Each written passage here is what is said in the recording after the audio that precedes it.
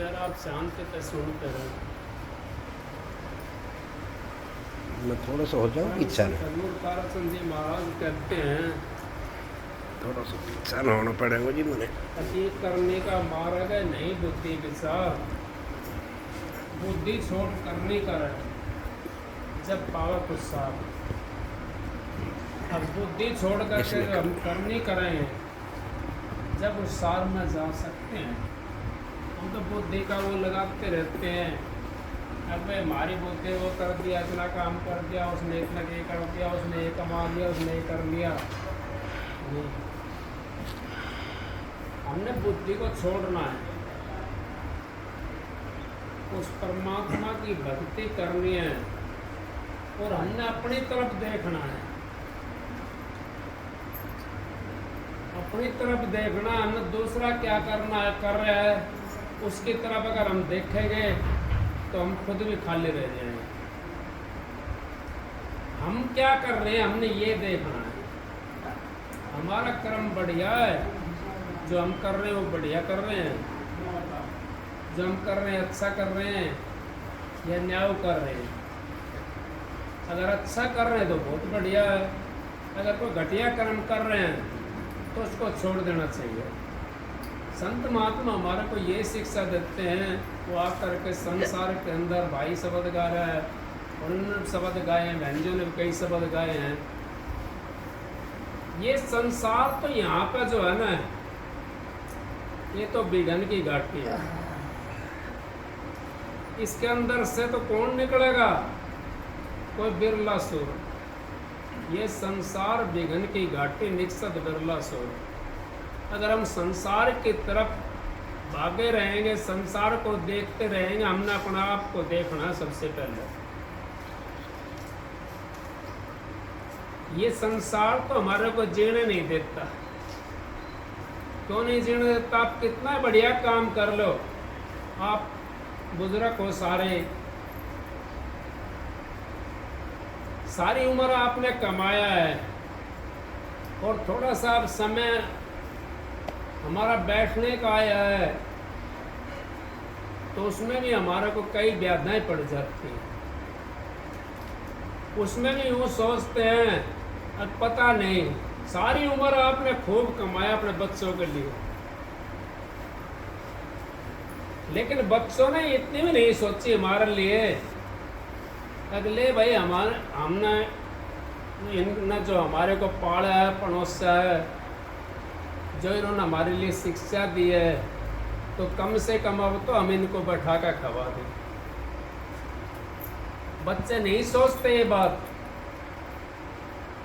तो हमने इससे पहले अपना ये काम कर लेना चाहिए, हमारा साथी कौन है जिनके लिए हमने पूरा जीवन अपना दांव पर लगा दिया, उनको सूखे में सुआया, आप गिल्ले में सोए, और उन्होंने तो हमारे को ऐसे कर दिया जैसे दूध के अंदर से मक्खी को निकाल के फेंक दें।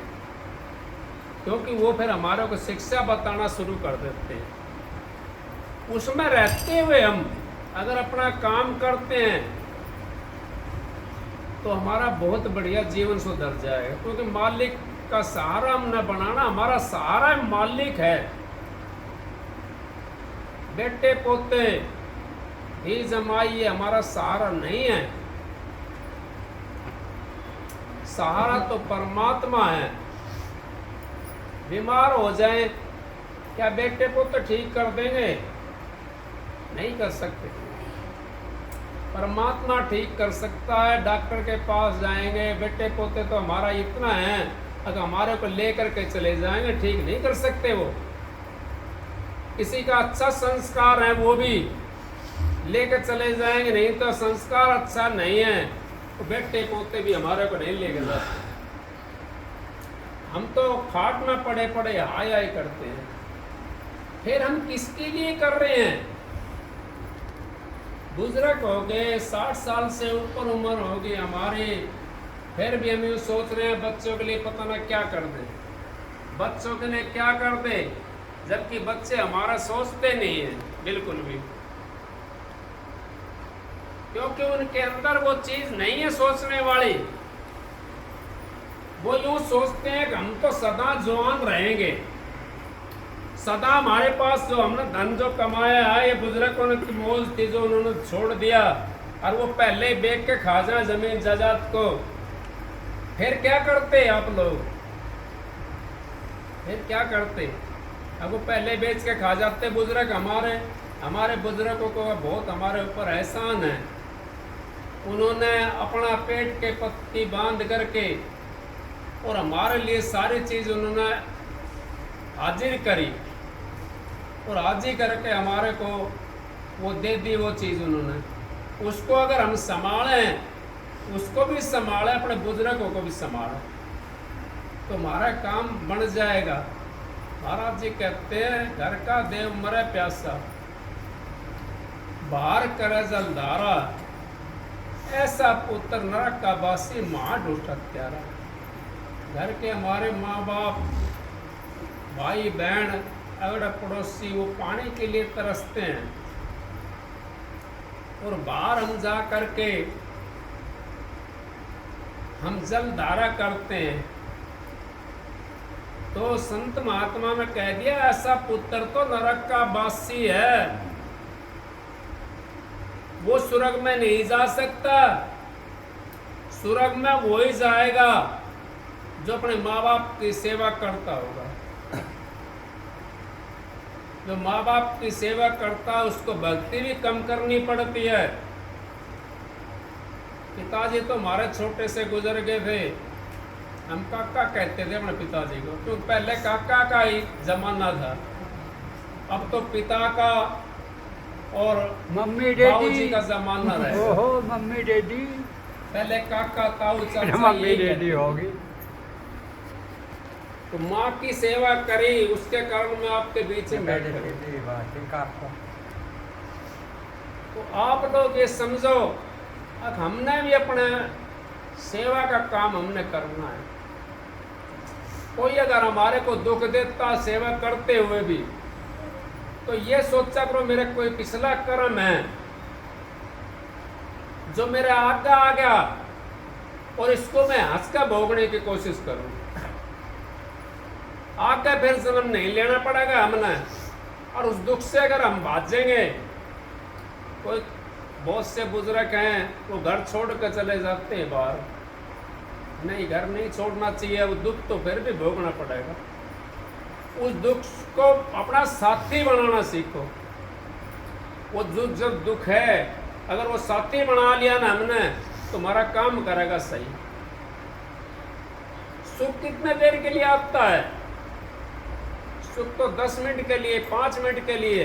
किसी का घना धन मिल गया, किला बिक गया, किसी का 2-4 करोड़ का बिक गया, तो कितने दिन धन रहेगा वो? और किला तो कितनी पीढ़ियां चलता हुआ आ रहा है। वो हमने खाया, हमारे पिता ने खाया, उनका पिता ने खाया, उनका पिता ने खाया। और ये जो पैसा है करोड़ रुपया, जो करोड़ 2 करोड़ रुपया, ये तो एक पीढ़ी भी नहीं चला है। ये तो यहाँ के यहाँ खत्म हो जाएगा, फिर पाई हो गए। और जो तुम्हारे बच्चे फिर वो क्या खाएंगे? ये तो खत्म हो जाएगा। तो इस करके संत महात्माओं ने ये शिक्षा देते, संत महात्मा अपना ऐसा काम करो जिससे हमारा जीवन भी सुधर जाए, और हम अपना भजन बंदगी भी कर सकें। और हमारे उसके अंदर, दुख के अंदर रह करके हम दुख को भोगते हुए, मेरे को मिसाल याद आ जाती है, यूपी में मैं चला गया था, तो 5-7 जने थे, वो जिक्र कर रहे थे आपस में। एक बुजुर्ग था, उसने बेचारा की वो कमीज ही पाट रही थी, धोती भी पाट रही थी, जूती भी थी उसकी टूटी हुई थी। अब वो जहाँ भी जाकर बैठता था तो उससे बाबा लगता था, नातना में बड़ा बुजुर्ग था। बाबा आपका क्या हाल है? तो बोला भैया मौज है रही है, सबका होगी मौज है रही है, यूपी की बात है। कोई नाराज ना हो जाए, यूपी का हो तो नाराज हो तो नहीं हो। तो भैया सबका होगी मौज है रही है, और देखने वाला तो दिखाई दे जाता है अब जैसी कैसी मौज है। कमीज ही पाटी हुई, धोती उसकी पाटी हुई, जूती टूटी हुई, लेकिन उसका कभी भी ये नहीं हुआ, उसका दिमाग में ये बात नहीं आई अगर भाई मौज नहीं है, अपने बेटे बहू कभी बुराई नहीं करी। तो माता जी वो ढह के वो माई थी वो गुजर रही थी। अब एक लड़का था, दूसरे के पास में भी नहीं रह सकता, दूसरा था ही नहीं तो किसके पास में रहता। उसके लड़के के बहू थी, अब वो कहने लगी अब पिताजी के लिए हमने कुछ नहीं दिया और पिताजी की ना सेवा करते हम, लेकिन जहां भी जाता है हमारी ये यूं कहता भैया मौज है रही सबका की, बेटा बहू खूब सेवा कर रहे हैं, ऐसा करो आप चलो बाजार में पिताजी का धोती और कुर्ता लेकर आवाएंगे। जूती धोती कुर्ता ले आए बाजार में खरीद करके, और सुबह दिन लेकर है गर्म पानी, सर्दी का टाइम हो तो गर्म पानी देवे, गर्मी का टाइम हो तो ठंडा पानी से नहवावे उसमें, और सुबह खवा प्या करके भेजें। तो वही आदमी अगर बुराई करने लग जाता अगर बच्चों की अपने की, तो क्या उनकी सेवा हो जाती? उन्होंने दुख अपना साथी बनाया था, बच्चे साथी नहीं बनाए थे उन्होंने दुख अपना साथी बनाया था। अगर भाई मेरी तो मौज हो रही है, सब क्या है कि मौज हो रही है, उस मौज ने उसके लिए वो काम कर दिया, नए कुर्ते मिल गए, धोती मिल गई, फिर दुनिया ने अपना आप दिखाई देने लगी। दुनिया पहचान लेती है, पहचानने वाला होता है वो पहचान लेता है। मौज तो हम कहते हैं ऊपर से, लेकिन पहचान हमारे को पड़ जाती है। हमने अपनी किसी की बुराई नहीं करनी चाहिए, चाहे कितना भी खराब हो, बुराई को मुंह पे मत न ले। बुराई मत करो किसी की, ना सासू ना बहू की करो, ना बेटा ही करो बुराई। जितनी हो सके उनकी बड़ाई करो। देखो फिर आपकी सेवा ना होए तो आप मेरे पास आ जाओ, मैं आपकी सेवा करूंगा, क्योंकि मालिक की मौज है, सतगुरु की दया है। आप लोग जब इतनी बात को बर्दाश्त करना सीख जाओगे, आपको मैं पहले भी कई बार बताई ये बातें, आपने एक बात अपनी कही और जिसके सामने कही उसने दो तीन तो अपने पास से मिला ली उसका माई, और जा कर के आपके बेटे बहुओं से जाकर कह देते हो, फिर आपको रोटी नहीं मिलेंगी। बाट मत देखना रोटियों की,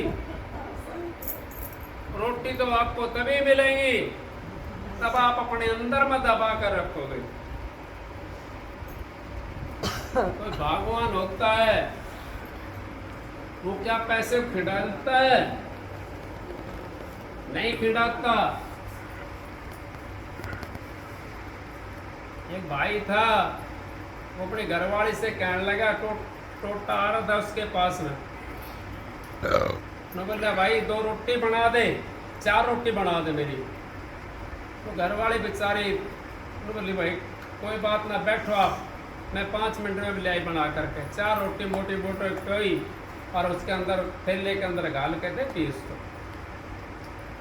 मैं बोला तो एक काम कर, एक रस्सी ला दे। रस्सी भी धर ली थैले के अंदर। मैं बोला छोरा बुलाया, छोरा दिखाई और मिजोड़े ले मूज ले कुटी कुटाई है, तो वो छोरा मूज ले आया। दूसरा तो कहने लगा अब भाई चल मेरी गैल, लेकर चल दिया। जंगल में निकल गया, चलता चलता दोपहरा हो गया। एक पेड़ के नीचे जा कर के बैठ गए बाबू और बेटा दोनों जना। अब बैठ गए, कहने लगा भाई मिंजोड़ी भेला जाके। वो छोरा फटा इतना, उसने मुँह जो कुटी हुई थी उसने भे ले आया, पानी की कुआं भी नजदीक था, भे ले आया। वो बोला पुंजा पकड़ा भाई मैं बांटूंगा। दोपहरी का टाइम था, उस पर कोई जिंद भूत रहता था। जब वो बांटना शुरू करे, रस्सी शुरू करी बांटने उन्हें, वो जिंद प्रगट हो गया वहां। नो बोला भाई केक रहा है, नो को भाई उसने सोचा, विचार मिलाया, नो बोला मैं भूत का पाँव बांध दूंगा, यो रस्सी बांटू मैं और भूत का पाँव बांध दूंगा। नो बोला भाई किस तरह बकस भी सके तू, वो भूत बोल रहा। नो बोला बकस दूंगा भाई, भाई टोट तो आ रहा घर का, मैं कुछ माल धन देवा तो बकस दूंगा मैं। नो बोला भाई जितना चाहिए उतना ले जा। माल दे दिया उसके यहाँ, बांध का कटड़ी अपना घर में आ गया, मान लो माल हो गया। अब पड़ोसी काल तक तो भूखा मर रहा है कोई आदमी, और दूसरा दिन उसका धन कि वो हो जाए पोछाड़, तो पड़ोसियों सब ने पता पड़ जाए भाई काल तक तो ये इस तरह था, आज ये ऐसा हो गया। तो पड़ोसी था कोई सतवीर जैसा भाई जैसा, वो देख रहा था, उसने कही अब भाई कहाँ तक ये माल लग गया, भाई इस तरह बात हुई, और मैं फलाना जंगल में चलो गया, वहाँ एक भूत रहे और उसने धन दिया भाई मेरे ने। तो बोले अच्छा। अब उसने घर वाले दिखाई, अरे भगवान 4 रोटी पौधे, नो रुक जा थोड़ी देर, बैठा रहा आराम से, पो दूंगी। उन्हें रोटी ना कोई, फिर चौरात कही अगर मैं भगवान में कहते जाऊंगा मेरे रोटी पो दे, घनी देर में रोटी पो के दी। फिर चौरात कही अरे मुँह जोड़ी कूट लिया, मुँह ने कूट लिया, कपड़ा आप कूट लिया जाके, भाई 70 में ना कुटी। दूसरा कहने लगा मेरी गैस चल, अब तू अपना आप चल जा। उसने मिजोड़ी कुटी कि वो तो उस बात ने समझ रहा था ना, बालिका तो बात नहीं समझी, लेकिन वो समझ रहा था। अब भाई इस तरह उसने काम करा था, जब ये धन आया इसका दौर है, वो धन के लिए लेकर के चल दिया वहां पे, और उसी जंगल में पहुंच गया, उसी पेड़ के नीचे बिजोड़ी भेले आए अपना आप जाके और बांटने लगे। तू कोई भी ना तो वो तो प्रगट होकर न केक रहे, अगर भाई बाण बांटू, रस्सी बांटू, केक रस्सी को भूत का पाँव बांध दू। भूत कह पहले अपना घर क्या का पाँव बांध दे, फिर बांधिए मेरा पैर, चलो जो हाथ नहीं मार करूंगा तेरे को मैं, ऑर्डर के मारी भाग गए। तो हम तो अपने का पाँव बांध दें, अगर हमारा कयाम है तो उस काम ने करें, हम कयाम में नहीं है ना तो वहाँ यूँ समझो भैया अभी बिगाड़ खाता है, थोड़ा समय सही नहीं है, उस समय को पास करने की कोशिश करो। उस समय को पास करोगे तो आपका उद्धार हो जाएगा, क्योंकि वो समय भी आ जाएगा आहिस्ता आहिस्ता करके।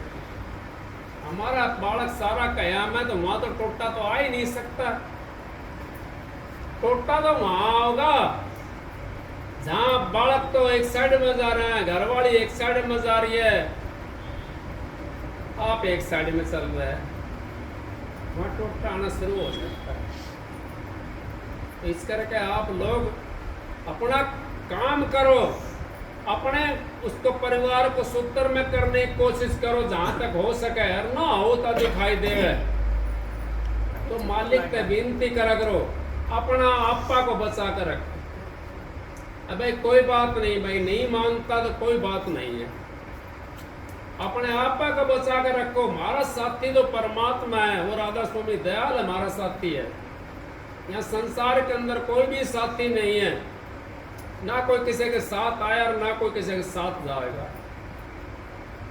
अकेले आए थे, अकेला ही जाना है। सतगुरु और शब्द जिसने नाम मिल जाता है, उस शब्द का सहारा लेकर के, उस नाम का सहारा लेकर के वो अपने दरबार में पहुंच जाता है। राधा स्वामी धाम में पहुंच जाता है। और जिसको सहारा नहीं मिलता वो तो फिर 84 में धक्के खाता रहता है। 84 तभी कटेगी हमारी जब हम सतगुरु का सहारा लेंगे, नाम का सहारा लेंगे। अब नाम तो सारी दुनिया देती है। ये ढोल मंजीरा बजाने वाला भी नाम दे रहे हैं, ये नाड़ हलाने वाले भी नाम देते हैं। अब मैंने तो इतना चिल्ला बना दिया, लेकिन वो नाम नहीं है। नाम तो कोई अलग चीज है। नाम ऐसे थोड़ी मिलता है। नाम की क्रिया तो अलग होती है। नाम के लिए तो मंजिल समझाई जाती है। किसी ने बता दिया हमारे को भाई भैरव की पूजा करनी है, भाई मैं भैरव का भगत हूँ, भैरव की पूजा करनी है, भैरव का नाम दे दिया, मंजिल तो बताई नहीं भैरव कौन सी मंजिल पे है। कहाँ ढूंढोगे आप उसको? देवी का किसी ने बता दिया देवी माई, उसकी मंजिल तो नहीं बताई। देवी माई की कहाँ मंजिल है? कहाँ ढूंढोगे उसको देवी माई को आप लोग? राम नाम का आपको मंत्र दे दिया, राम का कहाँ कौन सा देश है, कौन सी मंजिल है उसकी, वो नहीं बताया तो कहाँ ढूंढोगे उसको? क्योंकि उस टाइम पे आकर के वो अपना काम करके चले गए। अब तो सूक्ष्म रूप में है। अब सूक्ष्म रूप में तभी मिलेंगे हमारे को जब हम सूक्ष्म रूप बन जाएंगे। इससे पहले नहीं मिल सकते वो। अगर इससे पहले मिल जाए वो हमारे को तो हम देखना ले एक दूसरे के अंदर, लेकिन हम विचार तो कर सकते हैं। यूँ कहना कोई अच्छा आदमी होता है, कोई अच्छा